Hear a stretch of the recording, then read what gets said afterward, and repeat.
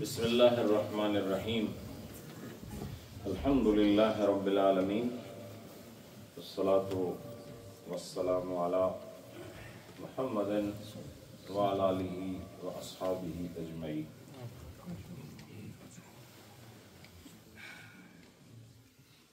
وذکر فإن الذکرى تنفع المؤمنین۔ صدق اللہ مولانا العظیم۔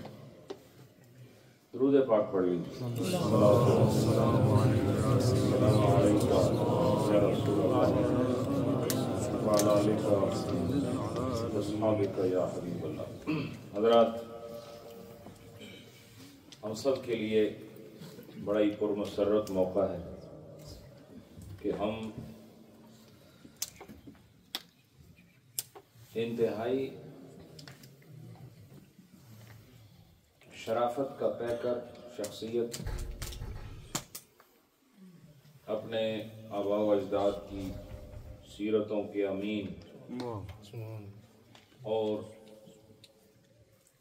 دربار عالیہ کلیام شریف کی بہار بلکہ اس آستانے کی جان قبلہ محترم پیر طریقت قبلہ شعبان فرید صاحب متظل العالی سجادہ نشین آستانہ عالیہ کلیام شریف، ان کی دعوت پر ان کے اس خوبصورت ماحول کی خیرات کو لوٹنے کے لیے آج ہم اور آپ سب یہاں مجتمع ہیں، اور ہر اس مجلس میں شریک ہونا کہ جس کے نتیجے میں دنیا سے دوری اور اللہ کی حضوری حاضر ہو،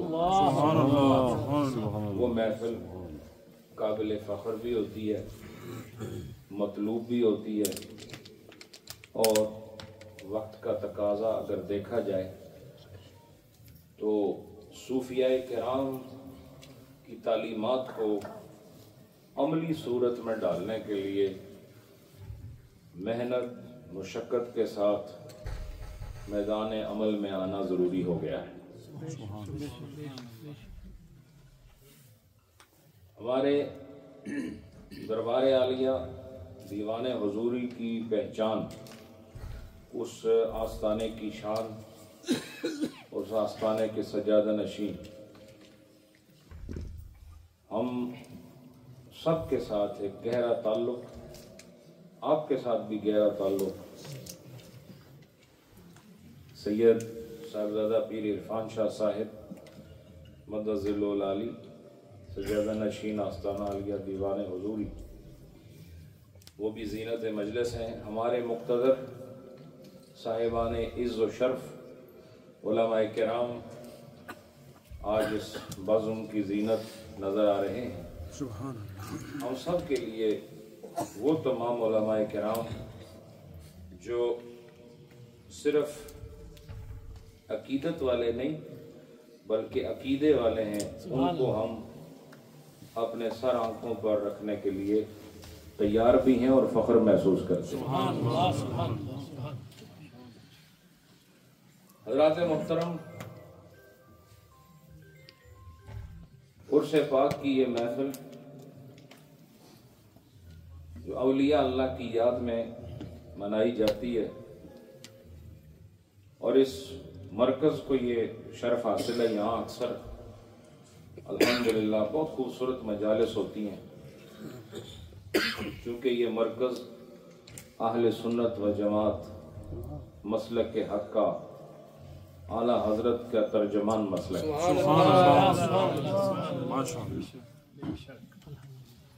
اور ہمارے سائیں شعبان فرید صاحب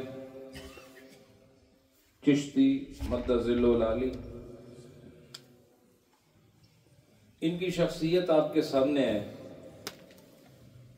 پہلی بات تو یہ کہ عجز و انکسار کوٹ کوٹ کے بھرا ہوا ہے، کوئی بڑائی نہیں، کوئی لباس کا سہارا لے کر پیر نہیں بنے،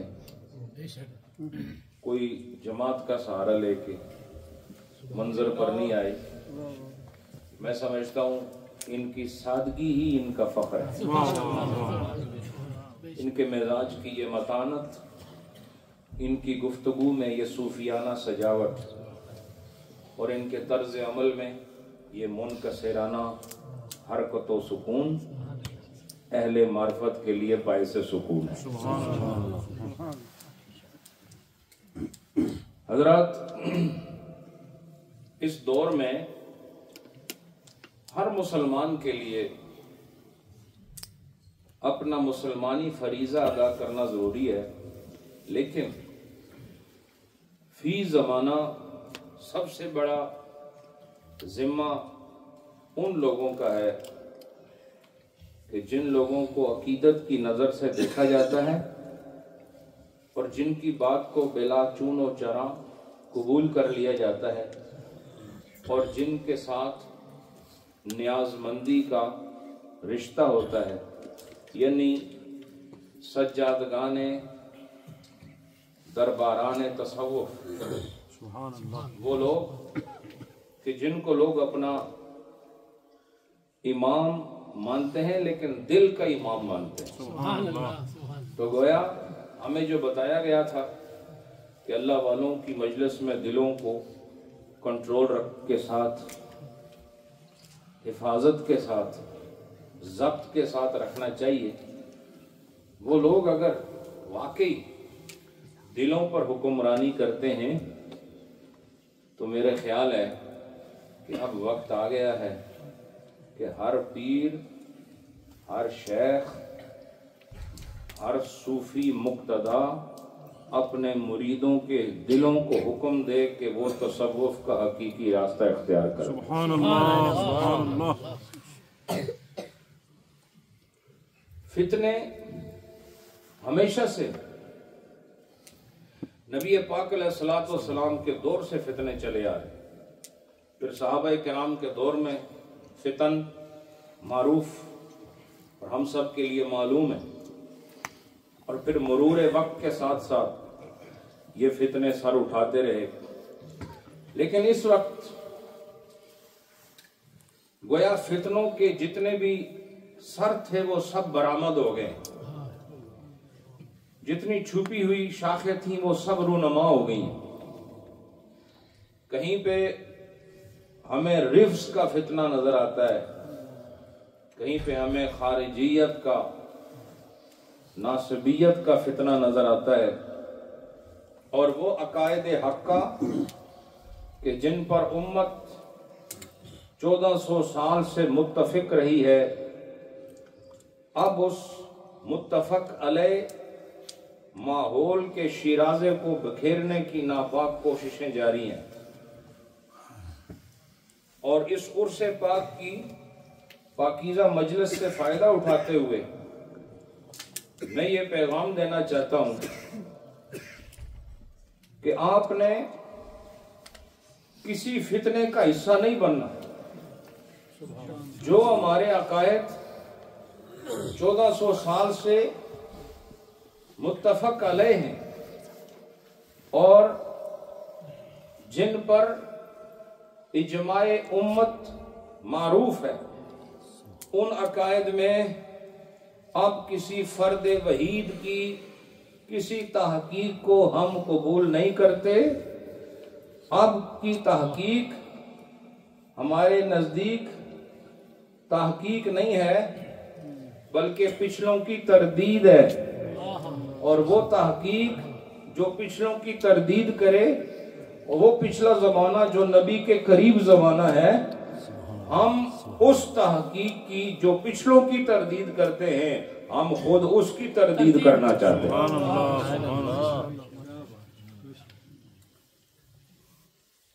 یہ عرس ہے حضرت فضل الدین کلیامی رحمت اللہ علیہ، اور میں اگر آپ کے نام سے تبرکن یہ کہوں، آپ کے نام کی خیرات سے، آپ کے نام نامی سے استفادہ کرتے ہوئے اگر یہ کہوں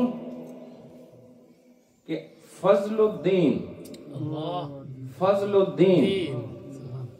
پتہ چلا کہ جہاں دین کا فضل ہو وہی اصل میں آستانہ ہوتا ہے. سبحان اللہ. سمجھے کہ نہیں آپ؟ سبحان اللہ. اور مجھے یہ کہہ لینے دیں کہ ہر وہ آستانہ جہاں پہ دین کا فضل موجود ہے وہ آستانہ باقی ہے.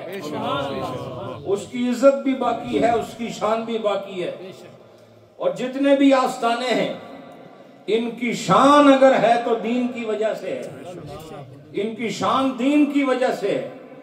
تو جسے دین کا فضل مل جائے وہ آستانہ کامل آستانہ ہوتا ہے. اور آستانہ در و دیوار کا نام نہیں ہوتا. مسند پہ بیٹھنے والے وہ لوگ جن کی صورت اور سیرت میں اجداد کی کمائی نظر آتی ہے انہی کو آستانے کی روح اور آستانے کی جان کہا جاتا ہے. اس لیے جہاں دین کا فضل نہ ہو وہ آستانہ نہیں ہے. جہاں دین کی برتری نہ ہو وہ دربار نہیں ہے. اور جہاں دین کا چرچا نہ ہو وہ کوئی آستانہ نہیں ہے, وہ کوئی خانقاہ نہیں ہے. اس لیے ہم یہ بتانا چاہتے ہیں کہ آستانہ وہی ہوتا ہے جہاں سے لوگ دین کے اعتبار سے ایک کمال اور ایک خوبصورت عقیدہ لے کر آتے ہیں. دین کا مطلب ہی عقیدہ ہے. پتہ چلا آستانہ صرف دم درود تعویذ دینے کا نام نہیں اور صرف آراس کی مجالس کو منعقد کرنے کا نام نہیں ہے, بلکہ آستانہ وہ آستانہ ہوتا ہے جو گنبد خضرا کے آستانے کی شاخ بن کر دین کی خدمت کرتا ہے. ایسے آستانے کو حقیقت میں سمجھو مدینہ پاک کے آستانے کا اثر اور وہاں کا خوبصورت نچوڑ سمجھ کر اگر قبول کر لیا جائے تو جو وہاں جاتا ہے رہتا ہے وہ عقیدت میں اور عقیدے دونوں میں کامل ہو کے باہر آتا ہے. تو اب ضرورت ہے اس بات کی کہ آستانے سے عقیدہ بیان کیا جائے. ذکر اذکار ہر ایک کا اپنا طریقہ ہے, ہر ایک کا اپنا طریقہ ہے. ہمارے احسان اللہ صاحب انہوں نے کہا کہ ان کے شیخ طریقت نے فرمایا کہ گنتی کے ساتھ اللہ کا ذکر نہ کرو. ایسا ہی ہے, یہ بھی صحیح ہے, لیکن گنتی نبی پاک نے بہت سارے وظائف کی خود بتائی ہے. گنتی کے ساتھ بعض وظائف ہیں اور وہ جو اذکر اللہ ذکرن کثیرہ ہے وہ حکم عمومی ہے جو ہر ذکر پر صادق آتا ہے. اور اللہ کا ذکر جتنا بھی کریں آپ وہ قابل فخر ہے اور جتنا کثرت سے کریں اس کی ضرورت ہے. لیکن ذکر میں تھوڑا بہت فرق ہوتا ہے آستانوں میں, لیکن اس فرق کو کوئی بڑی بات نہیں سمجھنی چاہیے, اس لیے کہ فرق بے شک ہوتا رہے. ذکر تو یار کا ہو رہا ہے, ذکر تو محبوب کا ہو رہا ہے. ذکر کرتے رہو, یہ آپ کا شیوا ہے, یہ آپ کے آستانے کی طرز ہے. آج آستانوں کی پہچان لباس سے ہو رہی ہے, ٹوپیوں سے ہو رہی ہے. آستانے کی پہچان خاص قسم کی پگڑیوں سے ہو رہی ہے, اور آستانوں کی پہچان خاص طرز کے ذکر سے ہو رہی ہے. میں بتانا چاہتا ہوں یہ ساری پہچان اپنی جگہ, لیکن اب زمانہ ایسا آ گیا ہے کہ ہر آستانے کو اپنی پہچان دین کے فضل کے ساتھ کرنی ہو. دیندار ہونا ضروری ہے, اور دیندار ہونا ضروری ہے. دین میں عقائد آتے ہیں, بولو دین میں کیا آتے ہیں؟ عقائد آتے ہیں. اور ہمارا عقیدہ, میں اب کیا آپ سے عرض کروں کہ عقیدہ کیا ہونا چاہیے. ہم کوئی تحقیق نہیں کر رہے آپ کے سامنے, ہم یہ بتانا چاہتے ہیں کہ صوفیاء میں سے, واللہ صوفیاء میں سے آپ کتابیں آج کل کے نہیں, یہ تو بالکل صاف ہے نا, ٹھیک ہے نا, یہ صوفی ہیں یا نہیں, لیکن صاف ہے بالکل ہر اعتبار سے. لیکن آپ کتابیں اٹھائیں, وہ جن کا نام معروف بھی ہے مشہور بھی ہے, ان کی تعلیمات دیکھیں. واللہ پورے سلسلے تصوف میں آپ کو نہ کہیں رافضی ملے گا نہ کہیں ناصبی ملے گا. اللہ اللہ اللہ. آپ چیک کر لیں، چاہے وہ قادری ہے، چاہے وہ نقش بندی ہے، چاہے وہ سوروردی ہے، چاہے وہ چشتی ہے، کوئی آپ کو ایسا ولی نہیں ملے گا جس نے اہل تشیع کے عقائد کا پرچار کیا ہو. کوئی ایسا ولی نہیں ملے گا جس نے حضرت ابو بکر صدیق کی افضلیت کا انکار کیا ہو. کوئی ایسا ولی آپ کو نہیں ملے گا. اس پوری تاریخ اسلام میں آپ مجھے دکھائیں کسی ایک اللہ والے نے عقائد حقہ سے انحراف کیا ہو. ہمارا عقیدہ یہ ہے جو عقائد حقہ اہل سنت و جماعت سے انحراف کرے وہ ولی ہو ہی نہیں سکتا. وہ ولی ہو ہی نہیں سکتا. یہ اب آج کے دور میں یہ بکواسات شروع ہو گئے ہیں اور صحابہ کرام کے خلاف زبان تان کو حرکت دی جا رہی ہے. یہ اپنی حیثیت دیکھو، اپنی شخصیت دیکھو اور پھر ان ہستیوں کو دیکھو جنہیں نبی پاک نے اپنی نظر سے تیار فرمایا، جنہیں نبی پاک نے اپنی گفتگو سے تیار فرمایا ہے، جنہیں نبی پاک علیہ الصلوۃ والسلام نے اپنی صحبت سے تیار کیا ہے. بلکہ میں یہ کہہ دینا چاہتا ہوں کہ صحابہ کرام کے خلاف بولنے والے یہ جان لیں کہ اگر آج نظام اسلام اس کامل صورت میں آپ کے پاس موجود ہے تو وہ صحابہ کرام کی وجہ سے موجود ہے. بے شک. اچھا میں آپ سے ایک بات پوچھتا ہوں، مجھے یہ بتائیں کہ قرآن پر تو سب کا اتفاق ہے؟ بولو. میں حدیث کی بات فی الحال نہیں کرتا، ٹائم بھی نہیں، مجھے جانا ہے. قرآن ایک ایسی چیز ہے کہ جس میں یہ رپڑی نہیں ہے کہ راوی کڑا ہے تو موضوع ہے، مرفوع ہے، موقوف ہے، مقطوع ہے، نہیں سمجھے، مرسل ہے، صحیح ہے، سمجھے کہ نہیں. اس میں نہ روات کا مسئلہ، نہ اس میں سلسلہ راویوں کی نقد کا مسئلہ، نہ اس میں ضعیف اور قوی کا مسئلہ، نہ اس میں موضوع معروف اور مجہول کا مسئلہ. یہ ایسی چیز ہے جس پر سب کا اتفاق. بولو. حدیث میں پھر ان میں فرق آ جاتا ہے اور وہ فرق آنا بھی ضروری ہے.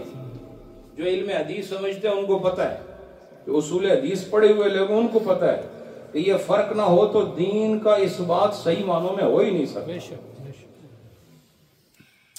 حضرات قرآن پر اتفاق ہے،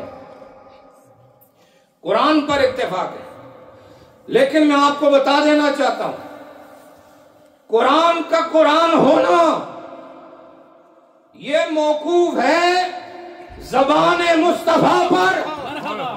نبی فرمائے گا کہ یہ قرآن ہے اور ہم نے اس کو تسلیم کرنا ہے کہ یہ قرآن ہے. ہم قرآن کو نہیں جانتے. بڑے بڑے فصحاء عرب وہ قرآن کی فصاحت سامنے دیکھ کر حیرت میں ڈوب گئے تھے، لیکن ہم قرآن کی فصاحت کی وجہ سے اسے قرآن نہیں مانتے، قرآن کی بلاغت کی وجہ سے قرآن نہیں مانتے، بلکہ قرآن کو اس لیے قرآن مانتے ہیں کہ نبی نے فرمایا یہ قرآن. سمجھے کہ نہیں بھیا؟ ہم قرآن فصاحت تو بہت سارے لوگوں کے اندر ایسی فصاحت ہے آدمی حیران رہ جاتا ہے. اللہ نے انسانوں کو بھی فصیح اللسان بنایا ہے، لیکن قرآن فصاحت کی وجہ سے قرآن نہیں ہے، بلاغت کی وجہ سے قرآن نہیں ہے. یہ الگ بات ہے کہ فصاحت کے سارے کمال اسی میں ہیں، یہ الگ بات ہے کہ بلاغت کے سارے عروج اسی میں ہیں، یہ الگ بات ہے کہ معانی کے تمام ذخائر اسی میں ہیں، یہ الگ بات ہے کہ ترتیب کلام کا یہ حسن اور کسی کلام میں ایسا نہیں جیسے قرآن میں ہے. تو قرآن جیسا تو کوئی کلام نہیں، لیکن یہ خدا کا کلام ہے. یہ کس نے بتایا؟ یہ موقوف ہے نبی کی زبان پر. جب نبی کہتے یہ قرآن ہے تو ہم مان لیتے ہیں کہ یہ قرآن ہے. اب آپ مجھے یہ بتائیں کہ یہ قرآن جو میرے اور آپ کے پاس ہے نبی نے فرمایا تھا، لیکن مجھے آپ کو تو نہیں فرمایا نا. اللہ حضور نے یہ قرآن اپنے صحابہ کے حوالے کیا. بولو جی حضور اپنے صحابہ کے حوالے کیا. جی حضور قرآن منبع ہے، قرآن مرکز ہے، ادلہ احکام میں اولیت کا درجہ رکھتا ہے. سمجھے بھائی؟ ادلہ احکام جتوں گلاں نکلنیاں، جتوں مسئلے شروع ہونے تساں نے عمل کرنے واسطے، وہ ادلہ احکام کی ابتدائی جو اللہ کی طرف سے نعمت ہے وہ اللہ کا کلام ہے، اس کے بعد پھر حدیث ہے. سمجھے کہ نہیں؟ تو قرآن کو اللہ نے موقوف کیا زبان مصطفیٰ پر. اب ہم کیسے جانیں کہ یہ وہ قرآن ہے جس کو نبی نے فرمایا تھا؟ تو ہمیں وہ بتایا صحابہ نے کہ جو ہم نے نبی سے سنا تھا یہ وہی قرآن ہے. تو جو صحابہ کا انکار کرے وہ قرآن کا اقرار نہیں کر سکتا. اسی لیے اسلامی فرقوں میں اہل تشیع کے ہاں یہ قرآن کامل نہیں، کیونکہ صحابہ کی ذات پر ان کا ایمان ناقص ہے، اس لیے ان کی نظر میں قرآن بھی ناقص ہے. لیکن آج اگر ہم ببھانگ دہل سینہ چوڑا کر کے سر فخر سے بلند کر کے یہ کہتے ہیں کہ الحم سے لے کے والناس تک سارا قرآن محفوظ ہے، سارا قرآن مامون ہے، سارا قرآن سچا ہے، تو یہ اس وجہ سے ہے کہ ہم اس بات کو مانتے ہیں کہ نبی کے سارے صحابہ بھی سچے. سبحان اللہ سبحان اللہ سبحان اللہ. سمجھے کہ نہیں؟ واہ واہ. تو اب صحابہ کا انکار کرنے والوں کا حال یہ ہوا کہ وہ قرآن کا انکار کرتے ہیں. اللہ اللہ. اور اب بھی وہ یہ کہتے پھرتے ہیں. اب تو میڈیا کا دور ہے. پہلے لوگوں کو پتہ نہیں ہوتا تھا کہ خارجی کون ہوتا ہے، رافضی کون ہوتا ہے. پہلے لوگوں کو پتہ نہیں تھا، لیکن اب پتہ چل گیا. اب لوگ جانتے ہیں میڈیا کی وجہ سے. اسی میڈیا سے ہم نے سنا کہ یہ قرآن پھر بعد میں امام مہدی لے کر آئیں گے. اصل قرآن ان کے پاس ہے. بولو بھائی کیا کہتے ہیں؟ اصل قرآن ان کے پاس ہے. اس سے پتہ چلا کہ یہ بیچ میں جتنے لوگ ہیں یہ اسی طرح ہی جی رہے ہیں. ان کا کوئی منزل نہیں ہے، کوئی ان کے پاس نقشہ نہیں ہے سفر کا. یہ ایسے ہی چل رہے ہیں. چونکہ انہوں نے صحابہ سے بغض رکھا، نتیجہ یہ ہوا کہ خدا نے انہیں ایمان سے الگ کر دیا. اور جو قرآن کی حجیت پر نقطہ اٹھائے وہ اسلام سے خارج ہو جائے. اس لیے حضرات اپنے عقیدوں کی حفاظت کریں. میں یہ جو عقیدہ بیان کروں کلیام کا بھی یہی عقیدہ ہے. سمجھے کہ نہیں؟ تو اگر دین کا فضل وہاں ہے تو پھر یہی اصل دین ہے. دین وہیں سے آیا ہے. کہاں سے؟ صحابہ کرام کی بارگاہ سے. اور صحابہ کرام نے ہی ہمیں اہل بیت کا ادب بھی سکھایا. صحابہ کرام ایسے نہیں کہ جنہوں نے اہل بیت سے بغض رکھا. صحابہ کرام نے ہی. اب بتاؤ اہل بیت کے فضائل تو انہوں کڑے پاسوں پتہ لگے بھائی؟ تو کنہوں نے وہ جاننے لے انہیں کیا پتہ؟ اے حضرت امام حسن نے کیا شان ہے. اگر انہوں نے ابا جی بیان کرن تو پھر اور گل ہے. امام حسین نے کڑی شان ہے، حضرت علی بیان کرن اور گل ہے. اساں وہی مننے واسطے تیار ہاں. لیکن حضرت فاطمہ خاتون جنت نی شان کے ہے، حضرت علی نی شان کے ہے، حضرت حسن نی شان کے ہے، حضرت حسین نی شان کے ہے. اے کروں روایت نہیں آئی ہے، صحابہ کرام روایت سمجھے کہ نہیں؟ اٹھائیں بخاری و مسلم، اٹھائیں کتاب الفضائل اور ان اہل بیت اطہار کے ستودہ صفات شخصیات کے فضائل اور مناقب کو دیکھیں تو آپ کو ان کے فضائل بیان کرتے ہوئے جو راوی ملیں گے وہ صحابہ کرام کی. سمجھے کہ نہیں؟ لہذا ایسا عقیدہ نہ رکھو جو 1400 سال بعد کوئی شیطان لے کر آیا ہے، بلکہ عقیدہ وہ رکھو جس پر ہمارے اسلاف قائم رہے. اور تسی صوفی لوگ ہو، تساں دا تعلق آستانے نال ہے کہ آستانے والے اپنے پیراں کی فالو کرنے ہیں، تو تساں نے پیراں دا بھی وہی عقیدہ جڑا میں بیان کر دیا. سمجھے کہ نہیں؟ حضرات میں اسی پر اپنی گفتگو ختم کرتا ہوں. ایک چھوٹی سی دعوت آپ کو دینی ہے. دعوت چھوٹی ہے لیکن پروگرام بڑا بڑا یا پروگرام. ٹھیک ہے نا؟ یہ سارے حضرات اردو ہی گلاں کرنے سن، حافظ صاحب جس نے پٹواری زبانی بولے بڑا لطف آئی ہے. پٹواری زبانی اپنی ایک چاشنی ہے, اپنی اس کی ایک یعنی خوبی ہے. یہ بھی میں دیکھا کہ جب پٹوار نے رہنے والے نال یا سنے میرپور نے رہنے والے انہاں نال اپنی بولی بولو تے زیادہ منن گل ہے, اردو ہی گل نہیں مننے. میں تساں نہیں بولی بھی چی 6 دسمبر واسطے سب تو پہلے پیر صاحب کی دعوت دینے ہیں کہ آپ نا اپنا پروگرام ہے, شاہ صاحب اس میں میزبان ہیں اور جتنے علماء کرام تشریف فرما ہیں سارے کی دعوت ہے. یہ یوکے یورپ نا سب تو بڑا اجتماع ہونا ہے اور آسانی طرفوں ایک نمائندہ اجتماع ہے جہاں اہل سنت والجماعت کی پروموٹ کرنا. اس واسطے تساں سارے تیاری کرو, علماء کرام بھی تے اے جڑے نیریاں شریف والے بیٹھے ہو, کلیام والے بیٹھے ہو, گولڈے والے بیٹھے ہو, اور بھی پتہ نہیں بہت سارے شریف آستانے جنہاں نے شریف مرید اتھے بیٹھے ہوئے تے تساں سارے کی دعوت ہے. میں آیا نا تساں کو یہ کوئی 20-25 منٹ لگے, پیر صاحب فرمایا کہ آؤ تے میں آ گیا تے 5 منٹ تساں بھی لانے واسطے تیار ہو کے نہیں. سبحان اللہ, انشاءاللہ جو تساں نے آخنے اوپر اساں آئی گیا تے اساں نے آخنے اوپر تساں بھی آئی جاؤ انشاءاللہ. ادلا بدلا ایسا کی آخنے نا, اور کیا خوبصورت ادلا بدلا ہے. تساں بھی خیر واسطے بلایا, اساں بھی خیر واسطے, سبحان اللہ. اللہ رسول تے ولیاں واسطے بلایا, اساں بھی اللہ رسول ولیاں واسطے بلانے. آؤ مل کے نبی نا میلاد منائیے. سبحان اللہ. یہ صرف نیریاں شریف نے نبی تے نہیں ہے نا, سارے کل کائن عرشیاں فرشیاں نے نبی زیادہ مل کے 6 دسمبر ہفتے والا دن ہو سی. ٹھیک ہے, کیڑا دن ہو سی؟ ہفتے والا. تساں انشاءاللہ مغرب نی نماز اتھے پڑھ سو. یہ مشائخ انشاءاللہ اتھے ہو سن, انہاں دی موجودگی وچ ایک فقید المثال اہل سنت و جماعت نے عقائد نی روشنی وچ خوبصورت پروگرام انعقاد پذیر ہو سی. انشاءاللہ اساں سارے چشم براں اور اساں نے جڑے علماء کرام علامہ عبدالقدوس صاحب, حافظ احسان صاحب, علامہ عاطف جبار حیدری صاحب و دیگر اساں نے امام صاحب, یہ سب سمجھو انتظامیہ دے اراکین ہیں اس پروگرام واسطے. تے اساں سارے اکٹھے ہیں, اس لیے بہت زیادہ انتشار ہے, بہت زیادہ دوریاں ہیں تے انہاں دوریاں کی مٹانے نہیں لوڑ ہے. دور رہنے چ کوئی خیر نہیں, کول رہنے چ خیر ہی خیر. سبحان اللہ. ایک بندہ آوے تساں اس کی نہ ملو اور پھر تساں اس کی ملو, اسی بہت فرق ہے.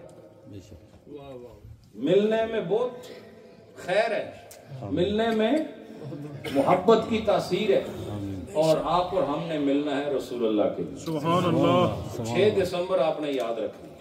ٹھیک ہے, پٹواری میں صحیح دعوت دی تھی, اردو میں بھی دے دیتا ہوں. ٹھیک ہے کہ آپ سب نے 6 دسمبر کو ضرور بالضرور کلیام شریف والے پیر صاحب کی سرکردگی میں تشریف لائیں, دیوان حضوری والے پیر صاحب کی سرکردگی میں تشریف لائیں. تو باقی یہ جو علاقہ ہے, یہ مسجد صاحب بہت پہلے جب یہ ایک چھوٹے سے کیبل میں مسجد ہوتی تھی, میں اس وقت بھی آیا ہوں, سمجھے گا نہیں. اس کا مطلب یہ ہے کہ مومن نشان یہ ہونی ہے کہ اس میں ہر اشنے والا ٹائم پچھلے کولو بہتر ہونا. بڑی پچھلی مسجد وہ مسجد سی تے اے واقعی مسجد ہے, سمجھے کو نہیں, وہ چھوٹی سی مسجد تھی. تو یہ جو ہے واقعی خوبصورت اللہ نے آپ کو مرکز دیا ہے. تو عمل کے لحاظ سے, احوال کے لحاظ سے بھی ہمارے اندر ترقی آنی چاہیے کہ ہر سال ہم رسول اللہ کے زیادہ قریب ہو, اللہ کے زیادہ قریب ہو. آپ سب نے تشریف لانا ہے. نوجوانوں کے لیے بھی I would like to invite all of our youngsters, our elders, our ulama kiram, the aimma of the mosques, that this is a representative kind of gathering from the whole Ahl Sunnat wa Jama'ah. This is going to represent the whole Ahl Sunnat wa Jama'ah. And not only from across the UK, but also far from Europe Inshallah, you will be amazed to see them that they are going to be part of that great gathering. And we all need to show unity among ourselves. And what is the point where we can get together? What is the source through which we can show our unity? That is just one point formula.